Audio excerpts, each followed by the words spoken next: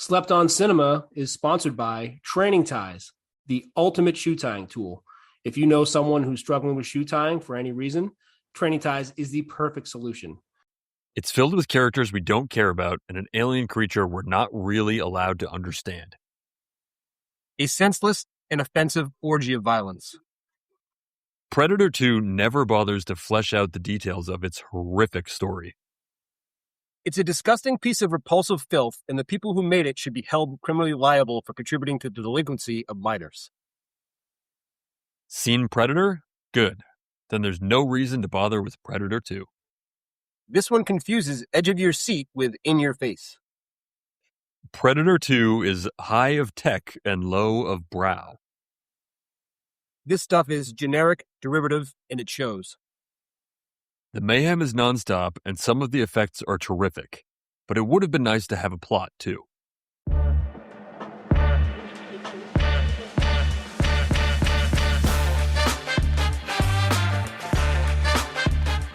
Welcome to this week's episode of Slept on Cinema. I'm your host, Stan Steamer.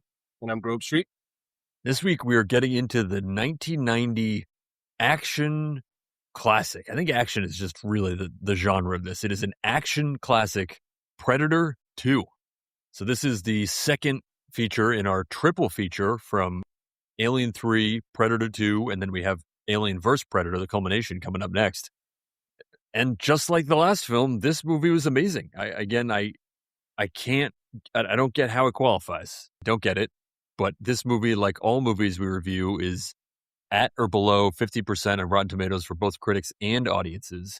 And we structure the podcast so that the first half is spoiler-free, talk about some things to look for in the film, take a break, go watch the film, come back, and talk about what we just saw. You want to give us the rotten premise? Rotten premise. Los Angeles is enduring a heat wave and a crime wave, so the pressure on police officer Michael Harrigan to solve a strange string of murders is mounting. Harrigan thinks the culprit can be found among the warring gangs and drug cartels, but FBI Special Agent Peter Keyes knows the horrible truth. Their killer is a fearsome extraterrestrial with keen hunting abilities that include superior night vision and the power to make itself invisible. Critics 36%, audience 44%. At least the audience gets a 44. Like I would have been really disappointed with humanity if this was like a 20 on the audience. I don't know if you know the metric, but there's a metric besides Rotten Tomatoes that's a Cine score or something, but it goes by just yes. And it got a B+. So a lot of people did enjoy this. Pretty high. That makes sense. Yeah. And is that the one that they interview people right after they walk Yes. at the movie theater? Yes. Yep. I mean, this would have been awesome to watch in a movie theater. Yeah. There might just be a couple of reasons we'll get to it. There might have been a letdown. But yeah, I'm in the A+ camp. This movie was awesome, super fun to watch, and it's great. It's like obviously it's not the original. The original Predator is one of the greatest movies of all time. So we got the same thing. We talked about this with Alien. If you're expecting that, that's not this. But it's also, if you're expecting that, to just go watch Predator. Like that, you can still have that. This doesn't tarnish that in any way. It's just a different movie, and it's a different awesome movie. So leave the past behind. Let yourself enjoy this one, and I think you'll have a good time. Absolutely. A little bit of background. Movie came out November 21st, 1990, Thanksgiving weekend, which I feel like used to be more of a big movie weekend than it is now. Opened number 4, which is kind of surprising. I feel like I would have expected a sequel to Predator to really just come in hot, but number 1 was week 2 of Home Alone. So again, like, what are you going to do? Home Alone has just one of the greatest movies ever. Overall, took in $57 million on just a $30 to $35 million budget. So this movie did all right. I think people made some cash on this. Original discussions, Arnold was originally going to come back. They couldn't agree on price, so they moved on from him. Our main man, Stan Winston, did the effects for the Predator again, so you're in for a treat there. I don't know. We should probably keep track. I don't know how many Stan Winston movies we've done. And then also like his proteges as well. It's probably getting up there, but you're in good hands there. Originally got an NC-17 rating because of all the just extreme violence in the film, but they trimmed down some of the scenes and got it down to an R. That would have really tanked the reviews, I think. And a little bit on just the tech here, because you watch this, and if you're watching it now, you're like, okay, yeah, I get, with CGI, they could make this predator creature become invisible, no sweat. But this was 1990. There was no CGI. And the fact that they did this in 1990 is unbelievable. And it basically, they took the same technology that they had from the original Predator a few years prior, and they just amped it up. They took what they did before and made it even better. So what they did was they would film the actor who was Kevin Peter Hall, who was actually in the Predator suit, but instead of the Predator suit, they would film each scene with a scene just nobody there to get the background, and then they would film him in this red suit, and then they would basically like a green screen, but they did it red. They'd filter that out, and then they would print out these giant copies of this film, and they would slightly zoom in and then sort of take the empty background footage and then shrink it slightly, and they would get this sort of, I don't know, fractalized background effect by just putting layer upon layer upon layer of this shrunken down version of the background, which is brilliant. And the amount of work that went into that in a pre-CGI world is unbelievable. And here they amped it up even more than in the first feature by if you look carefully, you'll see some of the invisible, active camouflage. They have things moving through the background, so there might be cars or trains or explosions. They have glitches too as well when it gets wet or damaged. And those are the things that they couldn't do when they first did the first film, but they figured it out, and it's really cool. And that's a great background, and it's pretty clear because we've done some movies that were made, a decade or two later that hold up less than this does. And this was made in 1990. So all of these, like the effort that went into making this, it's like watching it now in HD, you're like, it's pretty impressive that this was 30 plus years ago now. It's incredible. Some of the ones we've done in 2010s, it looks better than that. Yeah, that's absolutely right. The early CGI was in no way compared to this. I mean, this holds up completely because of the way they did it. Yep. I'm excited. Get to Bolos? Let's do it. Bolo, a live reporter leaving mid-story. Bolo gunfire. Quite a bit. Quite a bit. Bolo disobeying direct orders. Yep. Bolo, and I can't remember which other films, but I want to say off the top of my head, this is the third one of these, but Bolo Predator Vision. Oh, yep. I feel like we had, I want to say we had at Monkey Vision. Alien Vision? We got Alien Vision. We might have had, we had Alien Vision last film. That's right. Monkey Vision. Well, fair about that. Bolo. This could be a drinking game. Hopefully I'm not stepping on any toes, but Bolo references to it being hot. Yes. If this was a drinking game, you would be hammered pretty early in. Bolo, our main man, Robert Davi. I feel like ever since Showgirls, I've had just a new appreciation for Robert Davi. Bolo, men in similar attire. Yep. Bolo, powdered pain relievers. Bolo, it's been a few episodes, so I'm glad this is back, but Bolo grabbing someone's balls. Nice. Bolo, red dots. High-end red dot movie. Yes. Bolo asking how someone's balls are. Twice. Yep. This seems to be a trope, but they do a great job here. But just Bolo and L.A. police station. I feel like there's a lot of movies where you see this exact scene, and they do it fantastically here. I think Last Action Hero ripped this off and made fun of it directly. Yes. Bolo, a PR specialist. Yep. Bolo, a hotboxed car. Yep. Bolo, a very peaceful skull cleaning scene. Yes, I had that on my list. And the flip side, Bolo, a very dirty alley. So dirty. I have Bolo, people covered in soot. Yep. Bolo curlers. Are these still a thing? Do people still use curlers? Oh, curlers? Yeah. I don't know. I think people use them. But not any less of a thing, that's for sure. Bolo, I rewound this a couple times. Ramming a car on purpose with someone in the back of the pickup truck that you're ramming with. Not very considerate. No. Bolo Blood. Quite a bit of blood. If you're not into blood, this might not be your film. Almost got NC-17. Bolo, really enjoying celebrating victory. That is a big Predator thing, celebrating victory. Bolo a meat locker. It's Oh, another prevalent item in our movies. Bolo, the title line. Yes. Quite satisfying. This is a great one, but Bolo the alien skull. Oh, yep. Bolo, sweat. Yep, had that one. Bolo a very lightweight metal. Very sharp. Bolo, an engraved pistol. A very old engraved pistol. Yes. Bolo lightning. I think that's it for me. Yep. I will just finish it off with Bolo a spine. Oh, nice. Drink to pair with the movie. I had a lot of fun with this one. Not if I go first? Go for it. I gotta go. This might come up a few times, but I'm gonna go for drink to pair with this movie, the El Scorpio. It will make some more sense on the other side, but it's an ode to heat and some cuisine in the LA area. So it's mezcal, fresh lime juice, 1 ounce, some agave syrup, and some muddled avocado.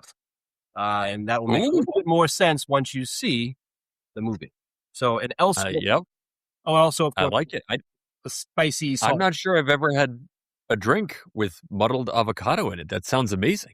It took some digging for you to find an avocado drink, but it does look good. And green, which is perfect for this movie. Yep.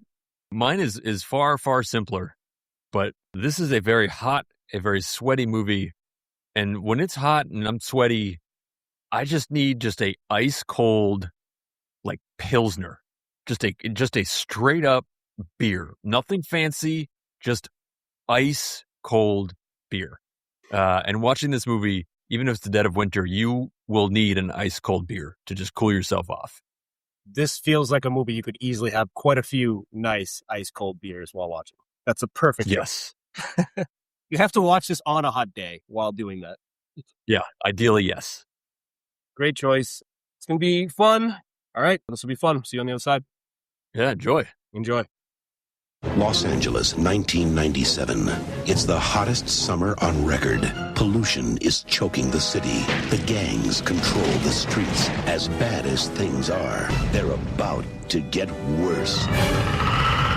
Much worse. Whoever did this took out 4 men armed with machine guns by hand. He's on safari. Lions. Tigers. The bears.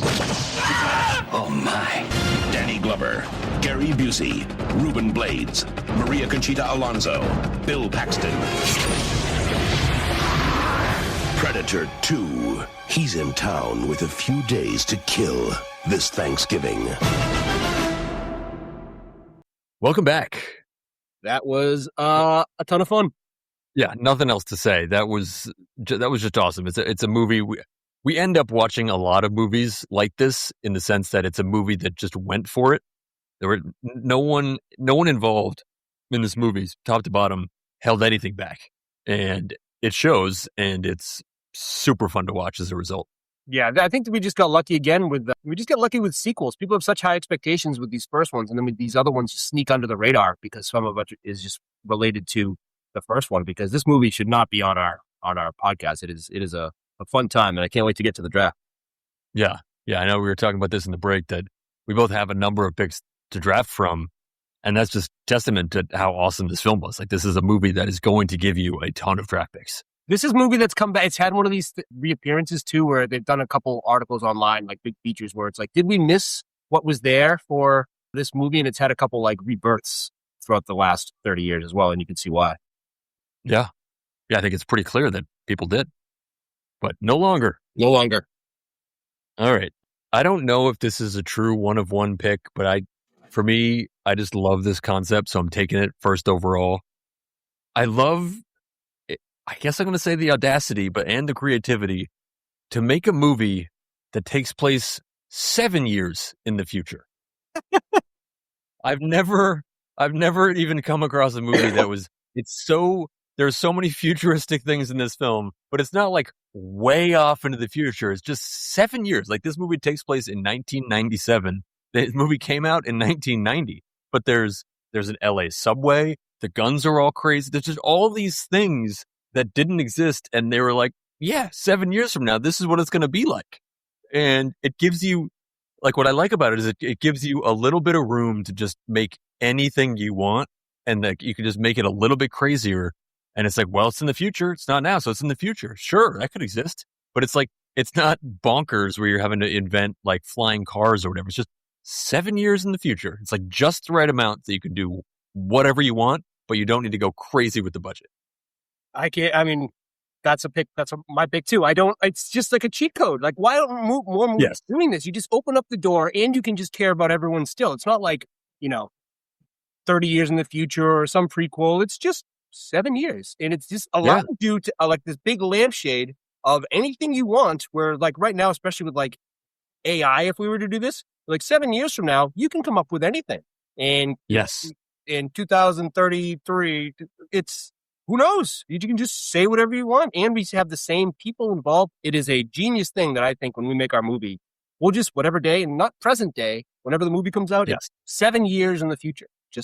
That's exactly right. And then we can do whatever we want, but it's still very relatable. So relatable. Same cast. It was a brilliant move. Whoever thought that up, I hope they got like the high fives the rest of their lives. Just genius. How do you come up like what? Love it. Great. Genius. That's exactly what it is.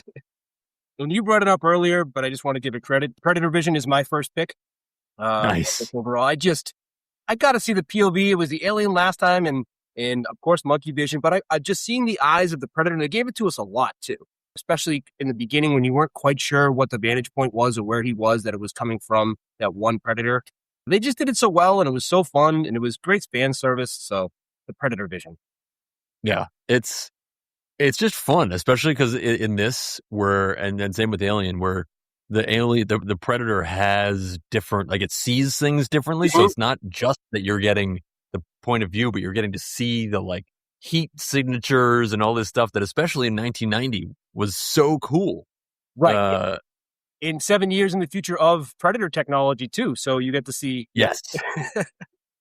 And you get to see their technology and the sounds too. Sometimes that's where like the echoes and like it recording a prior voice, you get to hear it then too. You never quite know what's going to go on when the Predator Vision is there. Yeah. And they made great use of it at that scene towards the end where they're, supposed to be chilling down everything and they think they've cracked the code with the Predator and you see it sort of working and then not working. And it's just great. My second pick, it's tough. There's two different scenes that I was close to choosing, but I'm going to go with the subway scene. The subway scene that starts with the guy in the hat sitting down and the thugs are there and they're all in there and ends with just mayhem, that people getting shot and ripped to pieces. And I love the realization at the end when it was just corpses everywhere and it was like, they got civilians this time. What's going on? And it was like, well, they were all armed. You just got every single one. Who they were. If it was an old lady or what. If you had a gun, you got destroyed. And then, of course, ending with Bill Paxton's death at the end, too. But that whole subway sequence was just like, if that's to come on, I don't know how you change the channel if you see that starting. Yeah. Yeah. And I was not prepared for Bill Paxton to go so soon. That really threw me. This may be the coolest piece of Bill Paxton trivia. He has been killed by an alien, a Terminator, and a Predator. The only one ever.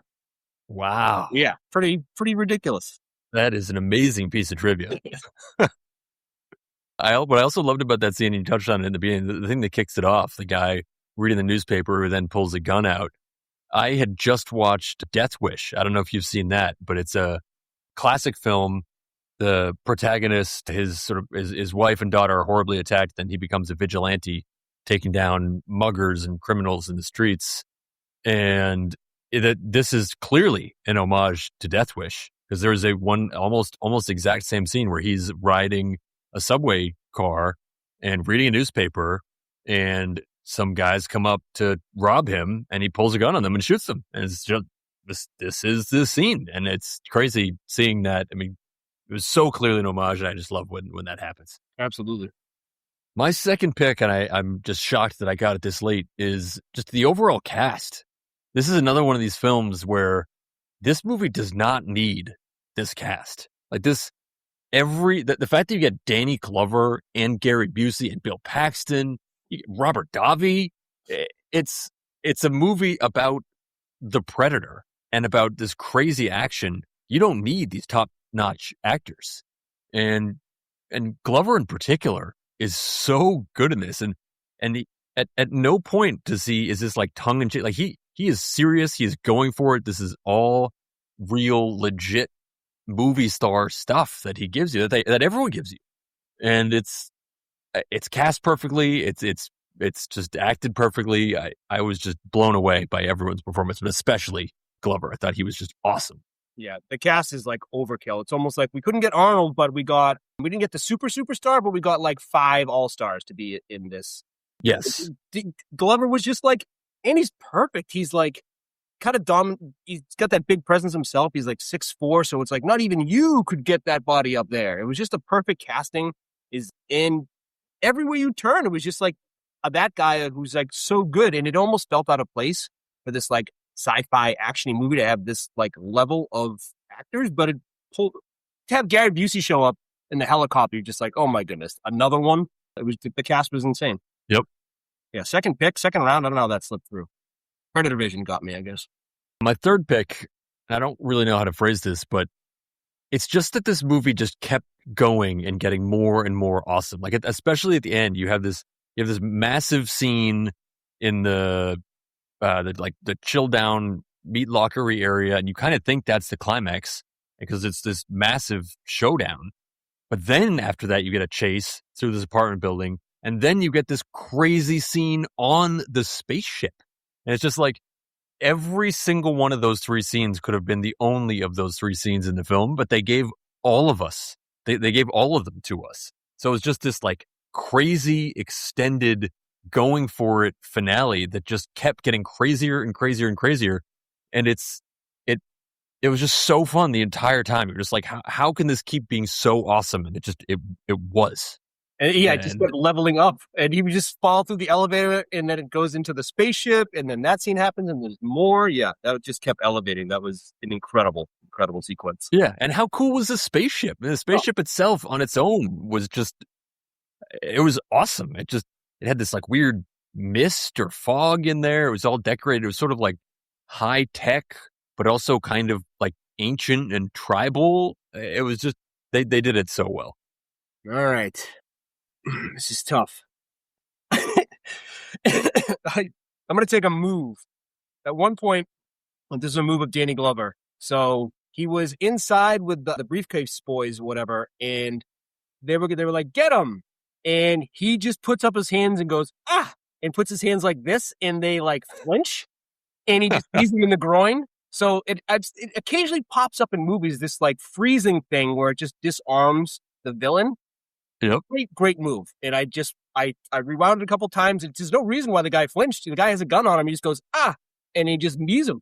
It was a great move.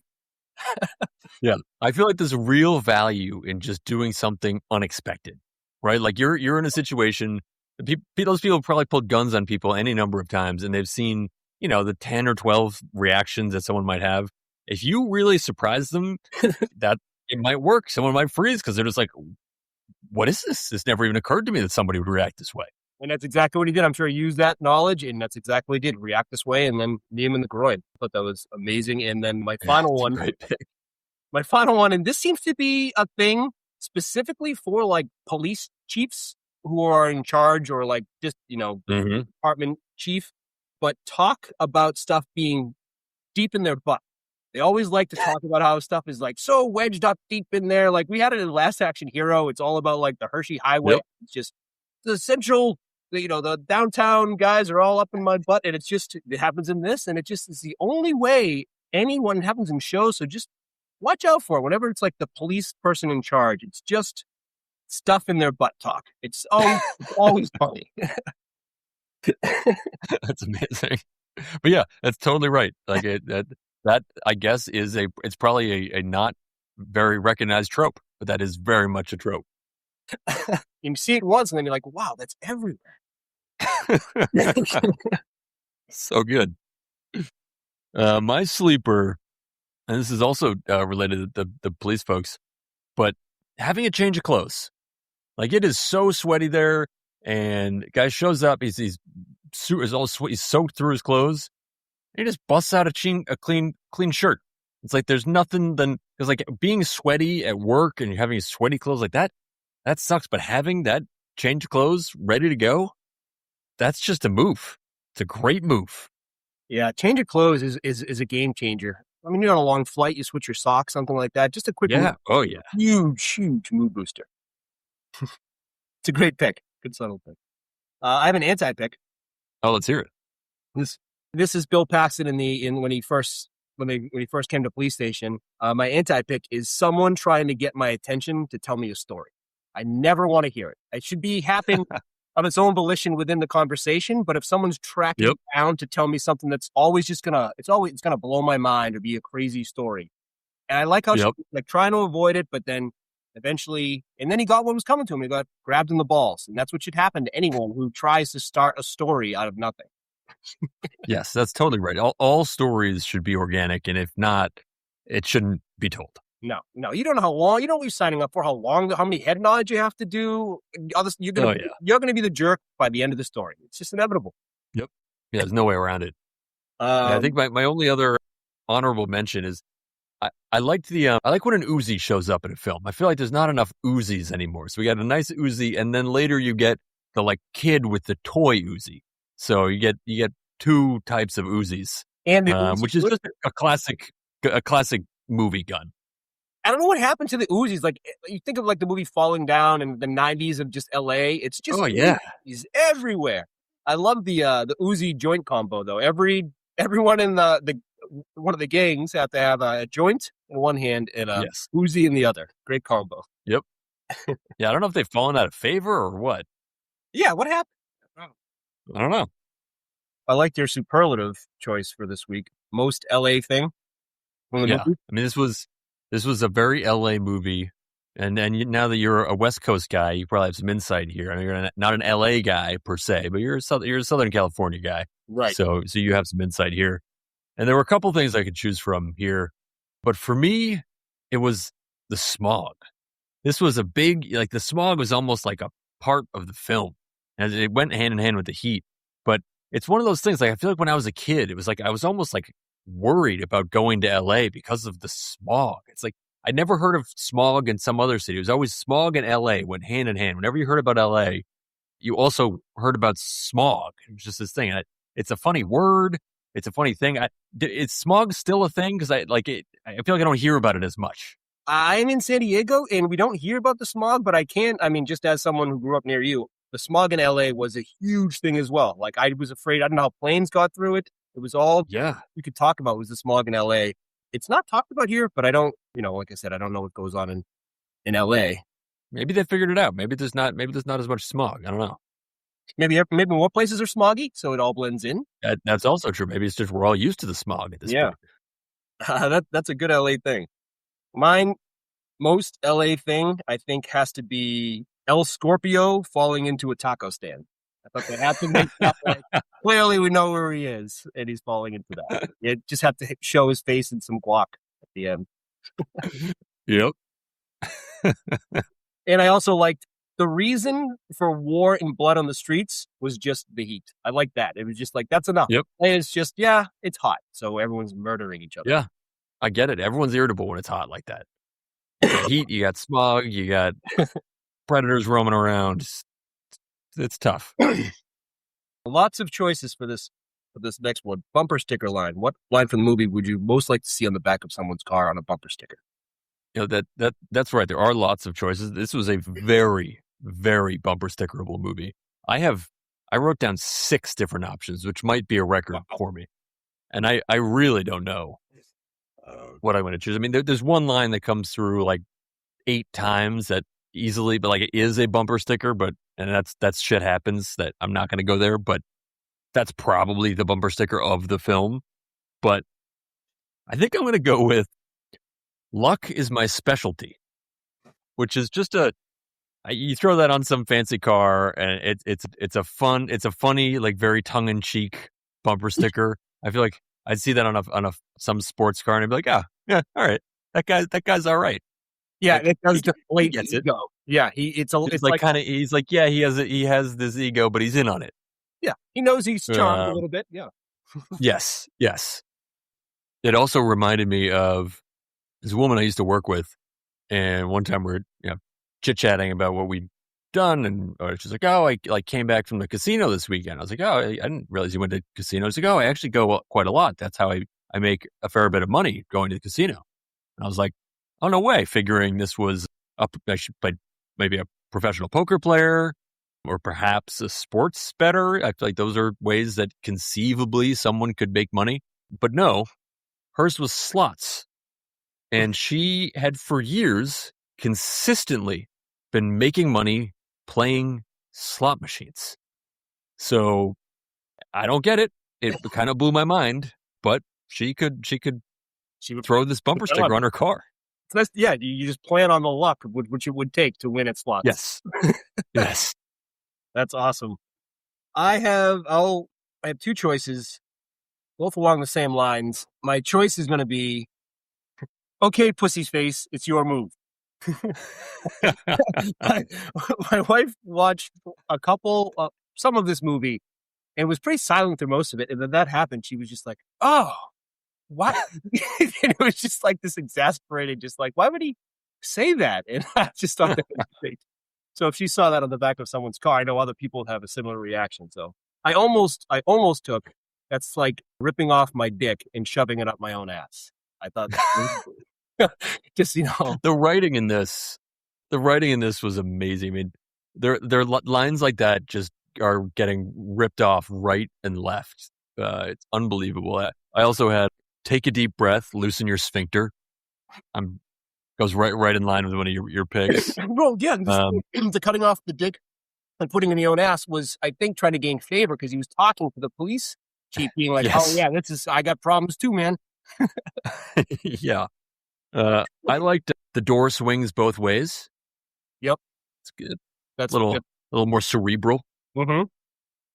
But yeah, just throughout the film, great writing, great 90s lingo. Is just a fun 90s movie. Yep. Yeah. You got to watch it in the 90s mentality, to early 90s, even though it's 97. Yes. Length, which was an hour and 49 minutes. Perfect. I mean, it's like, I mentioned it before, how that last scene just keeps going and going. And in the wrong hands, that's terrible. You're like, all right, just wrap it up. But it just kept getting better and better and better that I didn't want it to end. I think sometimes it could feel a little bit long, but then you get that big payoff by once you get to that final scene, and you don't want to cut any of that. So once you get there, it's almost like the finish line. And so I agree. Perfect. This one change to be a blockbuster. What's one change that you would make that would turn this into a even bigger blockbuster than it was? It was fourth, but what would make it basically number one? So this one is just, sometimes I just got to go with my own gut here, and this is just me. And this is pretty minor, but I think if they had done this, maybe it could have tipped the scales. And I also think that maybe this was in the original cut and they had to trim this down. But in that meat locker scene, the big battle between Busey and the Predator, the Predator slings his, razor boomerang thing going right towards Busey, and then they block the shot of him getting sliced in half. And it was so... For the whole movie is about just going for it. The whole film. At no point do they ever hold back. And then they put a cow carcass in front of Busey getting cut in half. And it really was jarring. I was like, no, I need to see this. Like, I need that. And I think that was the missing piece of this film. I think I like my choice, but I think yours is better. I agree. I mean, it was just like, and he was just there being like, I'm here to save the day. Don't worry. And he just charges in. You just want that. You want to see it. And you almost thought like, well, we didn't see it, but they're going to show us from another angle or something, right? Yeah, and nothing. And it's just left to our imagination. And this is not the movie for being left to our imagination. Show that. That's a great choice. That's probably the answer. Mine is sillier. I just said switch Arnold in it because I feel like most people, they did like a soft thing. So I think it wasn't very clear to people that Arnold wasn't going to be in it. So as good as, even though that's the letdown I meant at the beginning, is that I think some people went to the movie thinking Arnold was in it. So even no matter what, as good as Danny Glover was and everyone else, if you think Arnold's going to be in it, you're just a different person at the movie. You're an Arnold's fan. So I think that can be part of the lower reviews because it wasn't as clear to everyone, especially in the 90s. Like, how do you get the word out? You just assume Predator 2 has Arnold in it. And you show up and it's not there, and you're like, well, this movie sucks, and you don't even watch the movie. Yeah, that's totally right. I mean, it's like the point about the 90s, too, is exactly right. It's how would you know? Is it in the newspaper? Is it a magazine? Is it someone, you got to wait for someone to see it and tell you. How would you ever think, like, at the end of Predator, not to ruin anything, but one of them makes it, and Arnold could be in the second one. It wouldn't be the Predator, right? You would think that Arnold might be in it. So I would, if you didn't see any advertisement, I would understand why you would think Predator 2 would involve Arnold. Yeah. Next segment, spin-off ideas. What do you got? For me, and you gave them a great name, the Briefcase Boys, but I want to, Gary Busey and his squad have clearly, they know a lot about this Predator. They've been chasing it down. They know how it sees. They know what it does. They know where it's been. I want to see that prequel with Busey and that squad just like tracking the Predator across, they're like, oh, it's been in Beirut. It's been in all these different places. Show me that. Because I thought, Busey, this was prime Busey in this film. And give me that whole backstory with that whole squad of them chasing them around, learning this stuff, developing all this tech to try to battle them, things that don't work, losing people. Just show me the whole thing. That would have been so great. You could have lost so many of those Briefcase Boys because they're so interchangeable. So many of them could have died during that whole movie. It would have been great. And then, he could have survived that one to get to this one, obviously not to see his death, but that would be perfect. He's perfectly set up for this movie. I'm clearly obsessed with this character, but my spin-off idea, I don't have a name for anything, but it's just El Scorpio's story. And I think that he was even more special than they let on. He wasn't just a gangster. So he was able to, and I think if Danny Glover didn't shoot him, because of the amount of cocaine that he took in, he had extra senses where he was tracking the invisible Predator and he had his guns locked on the Predator. I think if Glover didn't shoot him, he was about to kill the Predator. He's that much of a kingpin badass. And so the biggest badass gang in LA is gearing him up and giving him his cocaine to fight the Predator. And he was about to win. So I want to see the origin story of El Scorpio, who, by the way, was also, the actor was killed in the first one. He's a super famous stuntman, and he was killed in climbing into the truck of in the first Predator. So El Scorpio was in the first and is like a huge stuntman that's been all over Hollywood forever. But I want to see his origin story because I do believe that he got the best of the Predator. Yeah. Yeah. And it's like that era and that in LA then with that, like the gangs and all that, like that would have been awesome. And it's like, it would be one of these things too, where you can like have different movies, like different genres in the same universe. And I feel like that's just like not done enough. Like you would have like a gritty crime movie about this gang and then lead right into Predator 2. Like, why not? Yep. I think it's perfect. Any last segment, tying up loose ends, sponsored by Training Ties. Do we have any notes we didn't get to? The movie made me think about how hard it is to make a hot, sweaty movie. Just with all the like sweat stains and continuity, like you're constantly having to like make sure people are just the right amount of sweaty. Like that seems like you're really taking a big challenge there. It seems like something that might have been a good idea to start, and then you're like 10 days in being like, wow, we're still doing the sweat thing every single day. Yeah. And Danny Glover has to wear this like tweed super extra XL pants and like overcoat every single time that's just covered in steam and sweat and soot. It's just the best attire for this hot day. Yeah, whoever the like continuity director or whatever the role is for like making sure people are just the right amount of sweaty and sooty and bloody, they really had their work cut out for them here. The King Willie Alley scene was shot in a neighborhood so rough that while filming, residents threw feces at the crew about the noise, and they found a real dead body while filming. Wow. Yeah. So I didn't even realize there were neighborhoods that were so rough that was a risk. They didn't either. I had one other thing where there was one of the scenes where they were on the roof and there were all of those like whirly vents, and there was more on this roof than I'd ever seen in my life. And it occurred to me, I was like, I have no idea what those are, but I've seen them before. I'd never seen this many, but I've seen them before. So then, of course, I had looked the whole thing up, and they're turbine vents, which are nicknamed whirlybirds, and they work by they're fully mechanical. There's no power to them, but they are designed so that the wind catches the sort of turbine blades, and it spins and then draws air out of your attic or your house to cool your house down. So it's like an electricity-free way of cooling your house. It's incredible. I was like, wow. Are there some whirlybirds coming to your house in the near future? I feel like I need one. Yeah. Like, I feel like I have vents on the top of the house. Why are they not whirlybird vents? Yeah. And that's cool. I'm glad you looked that information up. You always see those in movies, and especially those rooftop scenes. You're like, those are cool, but what do they do? Now we know. Now we know. There was one rooftop where they had to have 35 of those. Last thing I have is those group of predators at the end. Danny Glover was a huge fan, or probably still is, of the Lakers.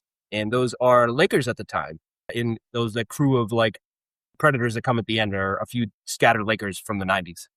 Oh, that's awesome. I forget the names of some. I mean, that's in part when you've made it, when you can just sort of cast people you want to meet and hang out with in random roles in your films. Yep, exactly. All right. Well, coming up next, we got the finale of our triple feature, our Alien Predator triple feature, and no better way to close it out than Alien vs. Predator. It all comes together. The culmination. This movie is a lot of fun. I can't wait to watch it. It's been a while since I've seen it, so I'm psyched. And I think this was actually also, correct me if I'm wrong, the next movie that came out after Predator 2. I think it was right around that time. Oh, wow. That would be great. Was this a movie theater movie for you? AVP? It was not. I came along to both of these franchises later in life, but I'm very disappointed that it was not. It is a good one. Can't wait for it. This was awesome. What a blast, and we'll see you next time. Yeah, later. Later.